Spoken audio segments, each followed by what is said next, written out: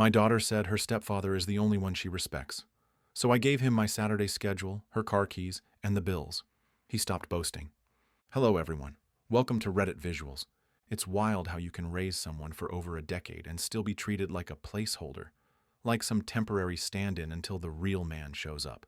But what really guts you? It's when your own child looks you in the eye and makes it clear you were just the unpaid intern in her story.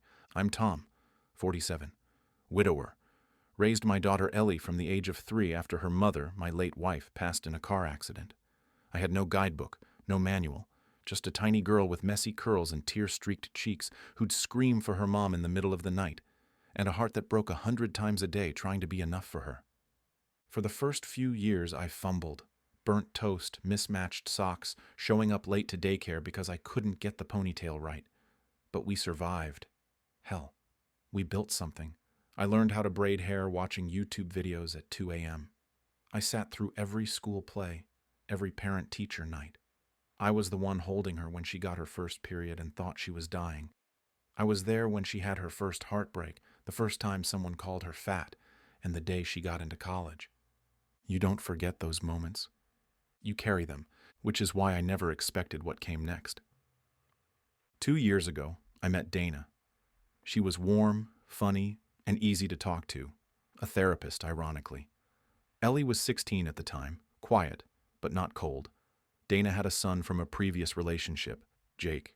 He was 13, gamer kid, bit of an attitude, but manageable. I didn't think blending our families would be easy, but I figured we'd all adjust eventually. Dana moved in a year later. Ellie seemed fine, polite, distant, sure, but teenagers are moody. I wasn't going to take it personally. Until one night, I overheard her in the kitchen talking to Dana. She was giggling, laughing about how, finally, a real man lives here, and that Jake is more like a brother than I ever felt like a daughter to Tom. That hit me like a damn freight train. I didn't say anything at first.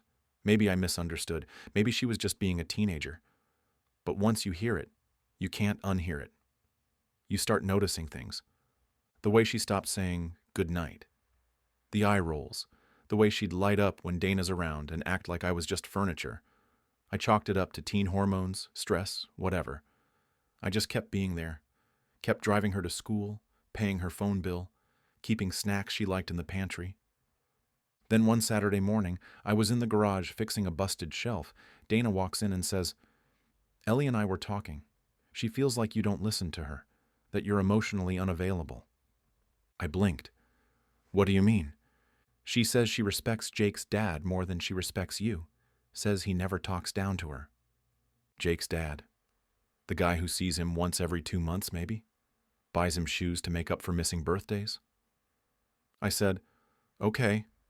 You know what? Fine. Dana's expression changed. Fine? I mean it, I said, wiping my hands on an old towel. If she respects him so much, let's see how that works. I didn't say it in anger. I said it in exhaustion, that quiet kind that wraps around your chest and settles in for the long haul. So, the next Saturday I woke up, made coffee, and instead of doing the usual, driving Ellie to her college prep course, picking up her dry cleaning, and taking the car to the mechanic for her, I walked into the living room and handed Dana a piece of paper. What's this? She asked. My Saturday schedule, I said. Car keys are on the hook. Gas tank's almost empty. Oh, and this month's car insurance bill? It's in her name now. Since her stepdad's the one she respects, he can handle it. Dana looked at me like I'd grown horns. You're joking. I shook my head. Nope, not anymore. That was the start. And what followed? Well, let's just say reality came knocking. First, she missed her prep class. Her stepdad apparently had a golf game and forgot. Then she called me 3 times about the car making a weird noise. I didn't answer. By Wednesday, her data plan was cut off. I had removed myself as the primary account holder. Dana confronted me in the kitchen. This is petty, she said. No, I said calmly. This is boundaries. She doesn't respect me. Fine. But that respect came with a lot of benefits.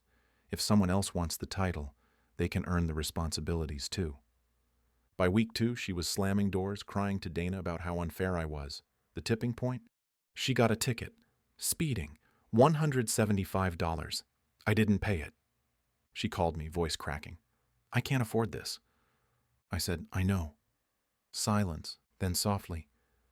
Why are you doing this? You said I wasn't your real dad, that you respected someone else more. I'm just giving you the space to let him step up. The line went dead. That Friday, Dana sat me down, said I needed to be the bigger person, that Ellie was just confused, maybe hurting, that I was teaching her the wrong lesson. No, I said. I'm teaching her the truth. That respect isn't a freebie. It's earned. And so are the privileges that come with it. She didn't like that. Neither did Ellie. But something interesting happened. Ellie started coming home earlier, started making dinner sometimes. She left her phone on the counter during meals. She started asking about my day, about work, about me. It wasn't immediate, it wasn't perfect, but it was different. Then one night, I found a sticky note on my toolbox in the garage. It just said, I'm sorry, I forgot who built this life for me. I didn't say anything, just left the note there. A week later, she sat next to me on the couch and asked if we could talk. She told me how angry she'd been, how she felt abandoned when Dana moved in, even though she couldn't admit it, how she tried to make Dana's side of the family her real family to punish me. She admitted she thought the things Jake's dad did, expensive gifts, occasional surprises, meant more than the everyday sacrifices I made. But now I get it, she said, crying. Love doesn't shout. It shows up. Every damn day. I hugged her, maybe for longer than I needed to. It wasn't a full fix, but it was a start. As for Dana, we lasted another 6 months, but truth be told, once the mask came off, I realized she was a therapist to everyone except herself. We parted peacefully. Ellie stayed, and today she pays her own car insurance, still asks for help but never expects it, calls me dad again, and she means it. So, was I the a-hole for pulling away when my daughter said she respected her stepdad more than me? Or did I do what I had to do? Drop your thoughts in the comments. What would you have done? And if you enjoyed this story, please like and subscribe to help the channel grow. We've got more emotional stories coming your way every week. Don't miss them.